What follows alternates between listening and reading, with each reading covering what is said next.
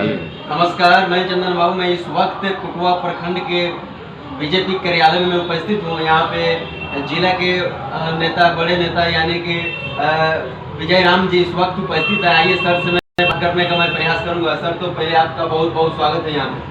आपका भी और आपके चैनल को भी बहुत बहुत धन्यवाद। जी सर, यानी कि अभी आप किस पद पर बीजेपी में काम कर रहे हैं सर? देखिए, भारतीय जनता पार्टी में एक मोर्चा होता है, अनुसूचित जाति मोर्चा, और उस मोर्चे का मैं पूरे जिले का प्रभारी हूँ। जी जी जी, यानी कि सर आप मतलब विगत कितने वर्षों से इसमें काम कर रहे हैं बीजेपी पार्टी में?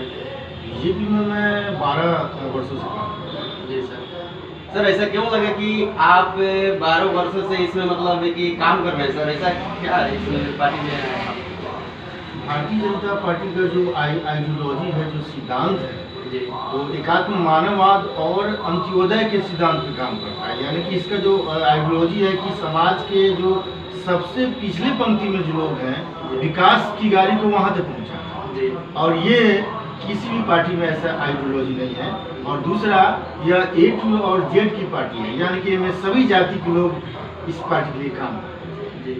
सर, यानी कि आप दलित समाज से होकर के भी इस पार्टी में ज्वाइन है। इन लोग कहा जाता है कि संविधान को लेकर के इसमें कहा जाता है कि छेड़छाड़ होती रहती है। यानी बीजेपी के द्वारा बीजेपी पर एलिगेशन लगता है सर। इस पर आपको क्या कहना है सर?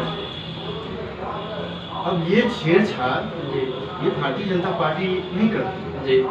आप इतिहास उठाकर देख लीजिए, भारतीय जनता पार्टी ने छेड़छाड़ नहीं किया। ये जो हमारे विरोधी हैं, ये कांग्रेस पार्टी है, उनका ये इतिहास है कि संविधान से छेड़छाड़ करने का। आप नेट पे देख सकते हैं कि किनकी सरकारों में भारतीय संविधान के साथ कब और कितनी छेड़छाड़ हुई।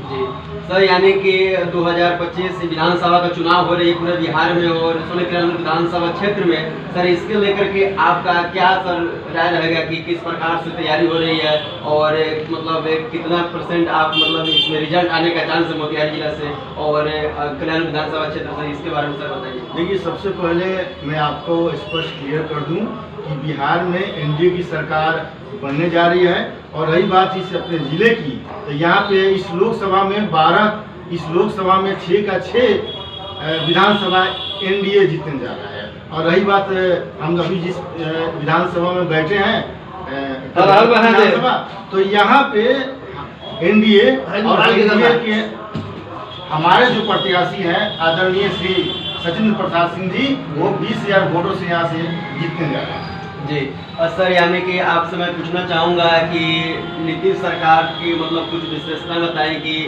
बिहार में क्या किस तरह का से विकास किया है, कि आज तक भी वो राज कर रहे हैं सरकार में। तो इसके लिए अब क्या देखें सर बीजेपी और NDA सरकार में कि अभी तक भी पार्टी का जो गठबंधन है वो जुड़ा हुआ है? देखिए, ऐसा है कि नीतीश जी की सरकार में और यूँ कहें कि NDA की सरकार में विकास जो है हर गांव में पहुंच चुका है। आप बिजली के सेक्टर में जाइए, 24 घंटा बिजली है। स्वच्छ पानी आपके घरों में उपलब्ध हो रहा है। हर घर में गैस का सिलेंडर आ चुका है। हर घर में कोई भूखा ना रहे, इसलिए अनाज की व्यवस्था की जा रही है। और हमारे जो छोटे छोटे बच्चे हैं, उनके लिए उस पंचायत में बहुत सारे स्कूल विद्यालय खुल चुके हैं। तो ये परिवर्तन नीतीश सरकार की पहले, NDA की सरकार पहले नहीं था। मैं तो पूछना चाहूँगा जो तेजस्वी यादव से कि उनके माँ बाबूजी का भी सरकार तो था। क्या ये जो बुनियादी चेंज है, बदलाव है, वो उनको, उनके माई बाबूजी को कोई मना किया था क्या इस विकास को इस तरह तक पहुँचाया हर घर में? जी जी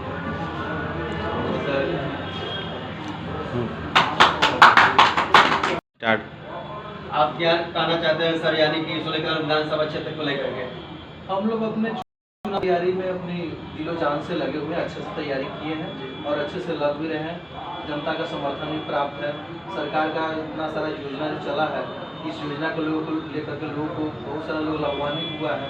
और जैसे जीविका के माध्यम से फंड मिला है, गैस मिला है, किसी को बिजली मिला है, किसी को कुछ न कुछ कहीं से न कहीं से हर परिवार को लाभ मिला, हर परिवार लाभान्वित हुए है।